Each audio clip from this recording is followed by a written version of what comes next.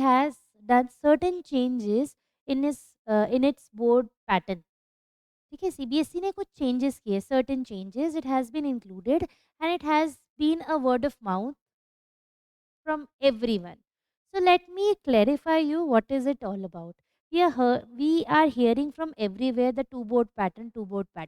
ठीक है, और ये हुआ है स्पेशली क्लास 10th के लिए, तो डरने की ज़रूरत नहीं है, थोड़ा बहुत चेंजेस हुआ है, मैं आपको बताती हूँ इसमें है क्या.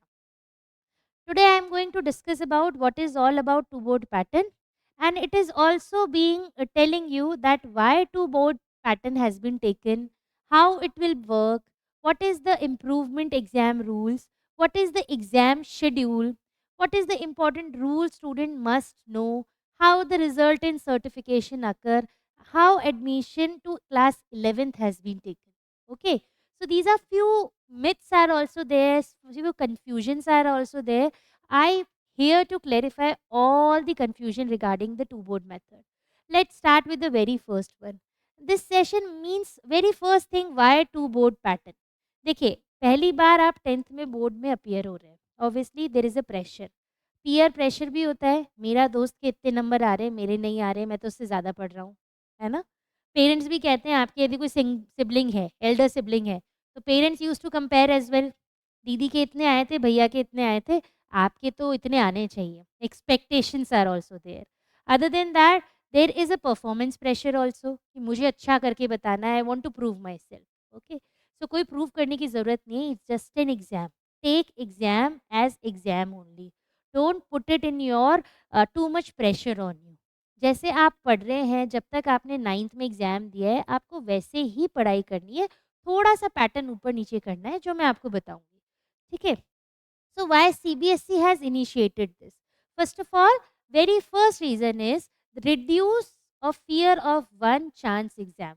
पहले क्या होता था, एक ही चांस मिलता था, उसमें कर लिया तो अच्छी बात है, नहीं किया तो फिर आप एसेंशियल रिपीट की कैटेगरी में आते थे. Now there is not a chance of only one. Okay, you are getting twice, है ना. In a year you are getting a chance, two times chance for improving yourself. Okay, and you have to focus on learning, not on stress. आपको learning पे ध्यान देना है, stress नहीं देना है. And whatever your best performance is there, that only counted. तो मैं पेरेंट्स को भी यही कहूँगी कि do not compare your child. Every child is a unique one. It is not necessary कि everyone is good in all the subjects, but whatever the child is doing, appreciate the efforts of your child. Do not stress too much. Be very calm and composed while talking to your ward, because already he is having a pressure to perform well. So it is your duty that you have to be very calm and composed and appreciate the effort of your child.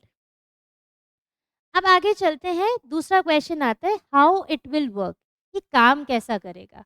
तो देखिए, पहला exam जो है, date sheet already आ चुकी है, आपके 17 फरवरी से exam है, और 17 फरवरी को जो आपका पहला एग्जाम है, मैथ स्टैंडर्ड और बेसिक का है. तो जो पैटर्न था फर्स्ट एग्जाम का, that is same, that is in the month of February. And first exam is the mandatory exam. Everyone has to compulsory attend this exam. ये exam छोड़ना नहीं है. The one who is absent in the exam will be fall in the category of essential repeat.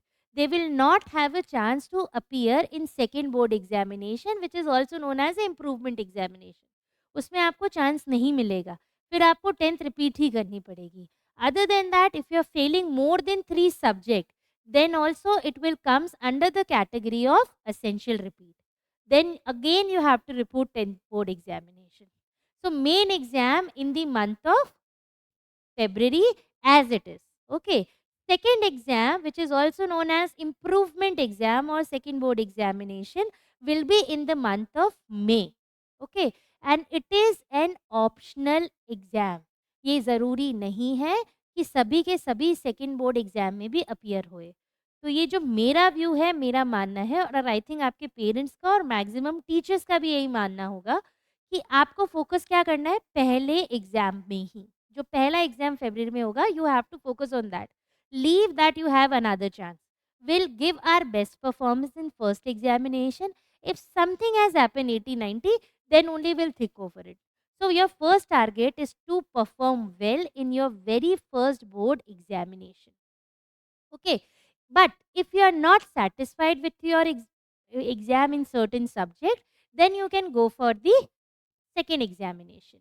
Okay, and if you are not satisfied with any of the thing, like again, if you want to improve, no, I can do much better than the before, then also you can go for second board examination. पर पहला आपका focus जो होना चाहिए, that is the first board examination, that will be in the month of February. Now the third question is improvement exams rule. आप किस किस में दे सकते हैं सेकंड बोर्ड? देखिए, पहले जब 10th बोर्ड होता था तो उसमें आप पहला एग्जाम देते, if you are not satisfied तो आप मैक्सिमम 2 सब्जेक्ट में इम्प्रूवमेंट भर सकते थे, जिसमें लैंग्वेजेस इंक्लूडेड नहीं होती थी। Now you are getting a chance. You can appear at least, means only 3 subjects, maximum 3 subjects you can appear for improvement exam or second board examination. अब देखिए यहाँ पे जो आपको मेरे को सब्जेक्ट दिख रहे हैं, जब मैं बात करती हूँ इलेक्टिव सब्जेक्ट, इलेक्टिव सब्जेक्ट्स होते हैं आपके साइंस, मैथ्स एंड एसएसटी। और लैंग्वेजेस में जो आप अपीयर हो सकते हैं, English you can't give, you can choose any other language like Hindi, Sanskrit और फ्रेंच में से कोई एक लैंग्वेज। तो आप ये कॉम्बिनेशन कर सकते हैं, या तो 3 इलेक्टिव ले लें कि भई मैं तीनों रिपीट करना चाहता हूँ या चाहती हूँ, या फिर कोई एक लैंग्वेज और 2 इलेक्टिव। तो you need to choose any 1 elective, 2 elective और 1 लैंग्वेज और 3 elective. So whatever your best score, आपका दोनों में जो बेस्ट स्कोर है, पहले वाले में सपोज़ आपके 84 मार्क्स हैं और सेकंड सपोज़ साइंस में आपके 84 मार्क्स है और नेक्स्ट एग्ज़ाम में आपने दिया 87 मार्क्स है, तो आपका 87 वाला मार्क्स है दैट विल बी कंसिडर, 84 वाला कंसिडर नहीं होगा। So whatever is your best performance that will only considered by the board. अब ये भी क्वेश्चन आता है कि भाई syllabus, so syllabus will remain same. There is no change in the syllabus. Okay, the syllabus which is prescribed by the CBSE in its curriculum, the same syllabus you have to prepare for both the board examination. If you are appearing for the improvement examination, then also you have to prepare the same syllabus. There is no deduction in the syllabus. Secondly, you cannot change the subject. Once you have appeared for the Hindi examination, next time you cannot change in second board में कि संस्कृत से देते हैं. No. Once you have chosen the subject, the second board exam has to be taken in the same subject. There is no change in the subject as well. Okay? Now the fourth point, exam schedule. Exam का schedule हमारा क्या रहेगा? तो ये मैंने आपको पहले ही बता दिया, मिड फरवरी 17 फरवरी से आपके एग्जाम शुरू हो रहे हैं, जो अप्रॉक्स 7 मार्च तक खत्म हो रहे हैं, है ना? और सेकेंड एग्जाम आपके मई में होंगे। तो रिजल्ट डिक्लेरेशन जो होगा वो फरवरी के एग्जाम का जो है that will be in the month of April, है ना? अब आता है इंटरनल असेसमेंट। बहुत क्वेश्चंस होते हैं कि इंटरनल असेसमेंट का क्या होगा। We all know that 20 marks के इंटरनल असेसमेंट होते हैं, which include your periodic assessment, which include your multiple assessment, which include your subject enrichment activity, which include your portfolios. So these all comprises of 20 marks and it will be done only once in a year. Don't ever think कि second board examinations है तो beforehand will have to appear for internal assessment. No. Whatever, once your school is going to log the marks of internal assessment, it will remain same. It will carry forward in the second board examination also as well as. Only the theory marks will be changed. So there is no change in internal assessment marks. Once it has been given by the school, it will remain changed. So it will be taken once in the year. Like if your school is having skill subject which is also known as sixth subject, like food production, artificial intelligence, financial market management, and wellness, yoga, even tourism. Okay, so these all are your skill subjects. If your school is also having skill subject, then the skill subject is of 50-50 marks. Means 50 marks is your theory paper which is being taken in board examination and 50 is your practical which is internally conducted in school. So जो ये 50 marks का जो paper होगा that is internally conducted, that is done in school only. Although you cannot reappear in that skill subject में आप वापस appear नहीं हो सकते, but still I am taking you कि this is the best scoring subject I would say. Now come to the results and improvement rule that you should know. This we have already discussed कि यदि absent है तो आपको next year वापस exam देना पड़ेगा, आप असेंशियल रिपीट की कैटेगरी में आ रहे हैं, ठीक है। अब देखिए सपोज फर्स्ट एग्जाम है और आपके आया कंपार्टमेंट, तो आप सेकंड बोर्ड में, जो सेकंड बोर्ड आपका मई में हो रहा है, that time you can not appear for improvement exam. उस टाइम आप कंपार्टमेंट करेंगे because you still not clear that examination. अभी तक आपका एग्जाम वो क्लियर ही नहीं हुआ है, और जब तक वो क्लियर नहीं होगा आप आगे कैसे जाएंगे, है ना। तो you have to appear for compartment instead of improvement. आप इम्प्रूवमेंट में अपीयर नहीं हो सकते if you got compartment in your first board examination, ठीक है। एंड न्यू सब्जेक्ट हमने ऑलरेडी डिस्कस कर ही दिया था। Now result and certification. अब दिखाए, ये मैं आपको ऑलरेडी बता चुकी हूँ कि पहले एग्जाम का जो रिजल्ट है वो अप्रैल में आएगा, सेकेंड एग्जाम का जो रिजल्ट है वो जून में आएगा, और फाइनल मार्कशीट जो है वो आपके सेकेंड एग्जाम के डिक्लेरेशन, जब सेकेंड बोर्ड एग्जामिनेशन कंप्लीट होगा उसी के बाद में। पहले मार्कशीट अलग आती थी, सर्टिफिकेट अलग आता था, आजकल दोनों एक में आता है, और उसकी हेडिंग होती है मार्कशीट कम सर्टिफिकेट, है ना। जब आपकी मार्कशीट आएगी तो आपको दिखेगा कि मार्कशीट कम सर्टिफिकेट एक में ही लिखा होता है। पहले मार्कशीट अलग आती थी, एक सर्टिफिकेट साथ में मिलता था। तो ये जो चीज़ें हैं जो सीबीएसई आपको प्रोवाइड करेगा, that will be after completion of second board examination. Although after the declaration of first board examination, that is in the month of April, the mark sheet of first board examination will be provided by the CBSE in your DG lockers. So DG locker pin always school will receive. School के पास DigiLocker pin आती है। I request all the parents and the students to contact in your respective school to get your DigiLocker pin. आप उनसे DigiLocker pin मानिए, activate करिए अपने DigiLocker को, and you can change the pin. आप उसके बाद उसका पासवर्ड और पिन चेंज कर सकते हैं, because the pin which the CBSE is providing is a one time using. उसके बाद you have to change is as per your use, because आगे भी सारे डिजी लॉकर में आपकी चीज़ें आती रहेंगी। Okay, so the very first result has been available, that will be available in your DG locker only, and after completion of second board examination only hard copy of exam mark sheet will be given to you, ठीक है। अब इसमें एक और twist है, बहुत interesting twist है कि एडमिशन कैसे होगा 11th में। फर्स्ट ऑफ ऑल सबको ऑल द बेस्ट, अच्छे से एग्जाम करना so that you can take your favourite subject और choice of your subject, okay. But suppose कोई स्टूडेंट है जो फर्स्ट बोर्ड एग्जामिनेशन में किसी एक सब्जेक्ट में कंपार्टमेंट आ गया, ठीक है। वो सेकंड के लिए तो अपियर होगा कंपार्टमेंट क्लियर करने के लिए, तो जब तक वो अपियर नहीं होता है then also that student can take provisional admission in school. Please note, the admission will considered as provisional only because you are going to appear for compartment examination. But your result will be, admission will be finalized on the basis of your second exam result. Okay, so students can move ahead without losing a year. This is the beauty of this second board policy. ये इसकी beauty है, positivity है कि suppose बच्चे का first में compartment आया तो भी बच्चा किसी स्कूल में प्रोविजनल एडमिशन के अंडर एनरोल हो सकता है, बट उसका रिजल्ट जब सेकेंड बोर्ड का आएगा तभी उसका एडमिशन जो है वो कंफर्म होगा। Okay, so this is the beauty of this two board policy, this is the gist of it कि क्यों करवाया हमने, क्या एग्ज़ाम का स्ट्रक्चर था, क्या इम्प्रूवमेंट था, क्या असेसमेंट है और क्या रिजल्ट और क्या एडमिशन का procedure. This is the gist of it. अब हम बात करते हैं चेंजेस इन द पैटर्न। देखिए अब हम सब्जेक्ट वाइज बात करेंगे, थोड़ी-थोड़ी सब्जेक्ट की बात करते हैं। Let's start with the very first subject which is science. पहले साइंस का जो पेपर था वो क्या आता था, मिक्स आता था, ठीक है।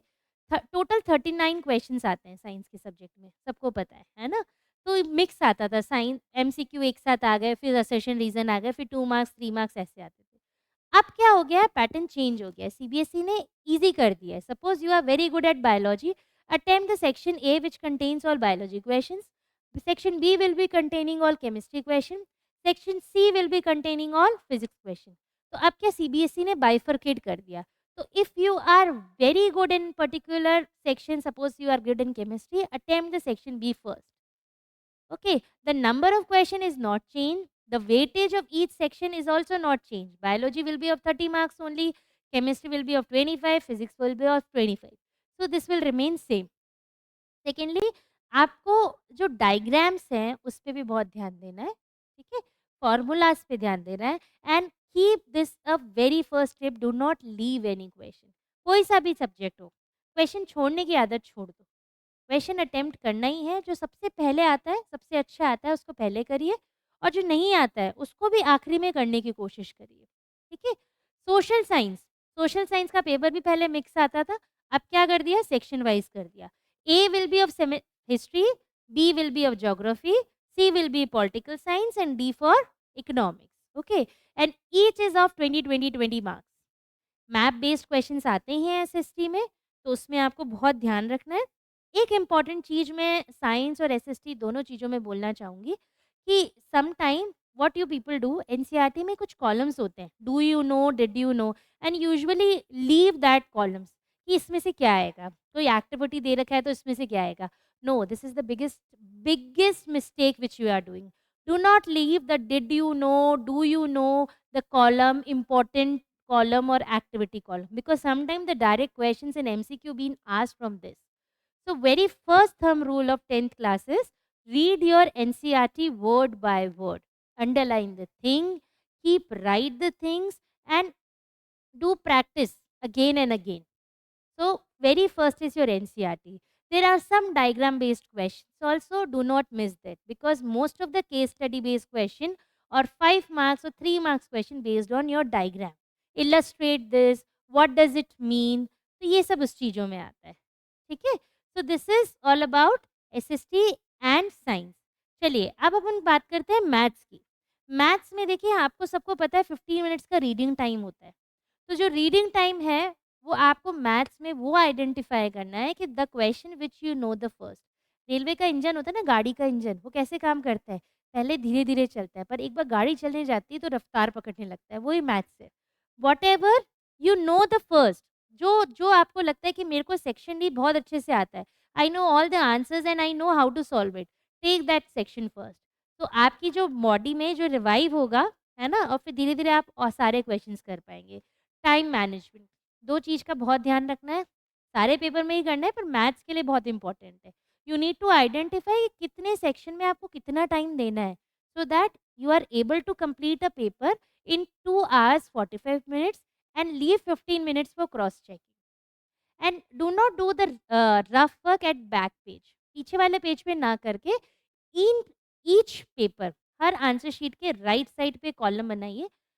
बट माय एडवाइस इज कि आप दोनों तरफ कॉलम बनाइए, एक तरफ तो मार्जिन हो जाएगा, एक तरफ rough marker, and start writing in the middle of the paper, बीच में लिखना शुरू करिए, ठीक है? तो ये जो कॉलम बनेगा वहाँ पे आप रफ वर्क करिए सो that you can easily correlate. कभी कभी हम चेकिंग का टाइम यू कैन आइडेंटिफाई, अरे मैंने तो ये एक की जगह 2 लिख दिया, 2 की जगह 3 लिख दिया, तो this should can be identify. और यदि रफ पेज आप एक साथ पीछे कर लेते हैं ना तो it will be very difficult to identify.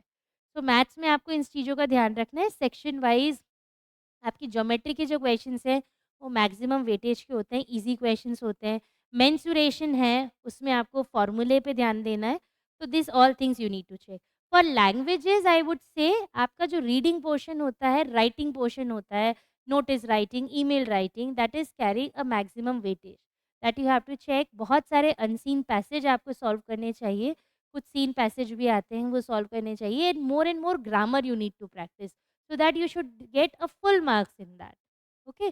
And the 15 minutes which you need to utilize in that languages, that you need to read the passages read करिए उस 15 मिनट्स में, इजीली यू कैन आइडेंटिफाई। आपका जो reading comprehension है वो देखिए, even आपका writing portion है वो चेक करिए कि आप उसमें से क्या बेस्ट कर सकते हैं। The format should be very clear. आप इन्विटेशन लिखते हैं, नोटिस लिखते हैं, तो उसके फॉर्मेट जो होते हैं एक सेट फॉर्मेट होते हैं। आप ईमेल लिखते हैं, दैट इज़ अ फॉर्मेट, वो सेम रहता है फॉर्मेट। फॉर्मेट पे ध्यान दीजिए, फॉर्मेट के मार्क्स से उसकी बॉडी चेंज होती जाती है, so that you have to check it. So far we have discussed, maths भी डिस्कस कर लिए, बायो भी डिस्कस कर लिए, सोशल साइंस भी कर लिया, ठीक है? अब आपको कुछ चीज़ें जो बोर्ड ने खुद ने बोली है, वो आपको बहुत ध्यान रखनी है। पहली चीज़, आपको अपनी आंसर शीट, स्पेशली साइंस और सोशल साइंस जिसमें पूरा डिमार्केशन हो गया है एबीसीडी वाला, उसके अकॉर्डिंग आपको डिवाइड करना है। ए सेक्शन का क्वेश्चन, सपोज ए सेक्शन का क्वेश्चन नंबर 10 है जो ए सेक्शन में आ रहा है, और आपने उसको बी सेक्शन में कर दिया, board is not going to check these question in another section and it will be marked as wrong answer. समझ में आया? तो you have to do question as per the section only. Do not mix match the sections and question number. And suppose कभी कभी हम exam दे के आते हैं तो हमें ऐसा लगता है कि यार मेरा एग्जाम तो बहुत अच्छा हुआ था पर मेरे मार्क्स उतने नहीं आए, so maybe you have done the same mistake, that is why you are not giving any marks. And if you have done this mistake, then too, in if you are applying for rechecking and re-evaluation, then too you will not get any marks if you have done wrong question in wrong section.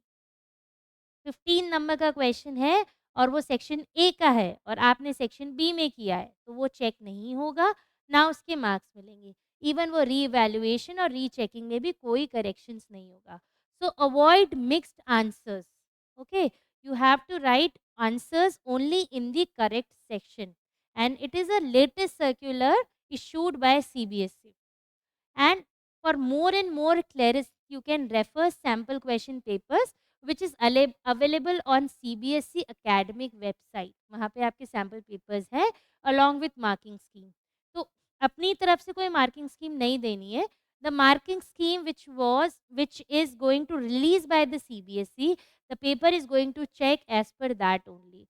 Don't put your assumptions in that. Now देखिए, अब आपका question paper बन कैसे रहा है, what is the criteria of making question paper this year. Now the CBSE has clearly stated that the question paper, the competency based question paper comprises of 50%. आपका जो paper है उसमें जो कॉम्पिटेंसी बेस्ड क्वेश्चंस होंगे that is 50%.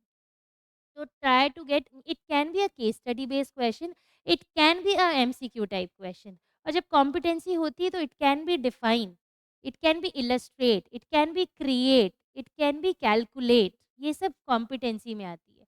So this is all competency based questions जो वो आपका 50% marks रखेंगे. अब देखिए दूसरा है response type of question, that is of 20%. There is no change in that. And same with short answers, long answers, MCQ and the existing pattern. Long और short question जो अपने एग्जिस्टिंग पैटर्न में थे वो 30% ही है. तो ये आपका टोटल जो होगा ये आपका पेपर पैटर्न होगा, that comes to 80%, that comes to 100%. तो 50% आपके कॉम्पिटेंसी बेस्ड क्वेश्चन है which you should know the concept and you should know how to apply that concept. So more and more application based question can be asked, open ending questions can be asked, value based question can be asked. So this is all about the new board pattern of CBSE. Thank you for patiently listening, but still if you have any query you can message me. I will get back to you for solving your query. Thank you so much.